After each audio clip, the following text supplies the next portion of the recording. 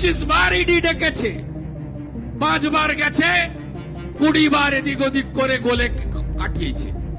যার পাসপোর্ট জমা থাকে তিনি ভাষণ দিচ্ছেন বড় বড়, যার প্রপার্টি অ্যাটাচমেন্ট হয়েছে।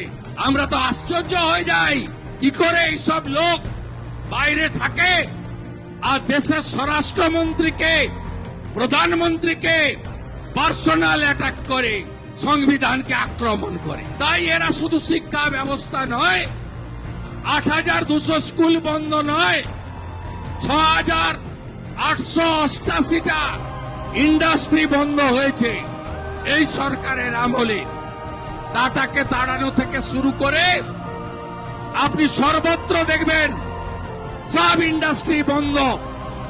বামফ্রন্টের সময় ঋণ ছিল 1,98,000 কোটি টাকা, মাথা পিছু 19,000 টাকা করে।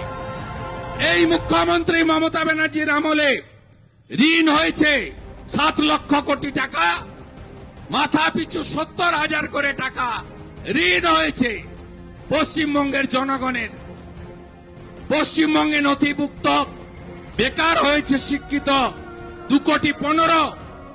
পরিযায়ী শ্রমিক, শুধু পরিযায়ী শ্রমিক নয়, যত মেধাযুক্ত কম্পিউটার ইঞ্জিনিয়ার থেকে ভালো MBBS থেকে কেউ নেই বাংলায়।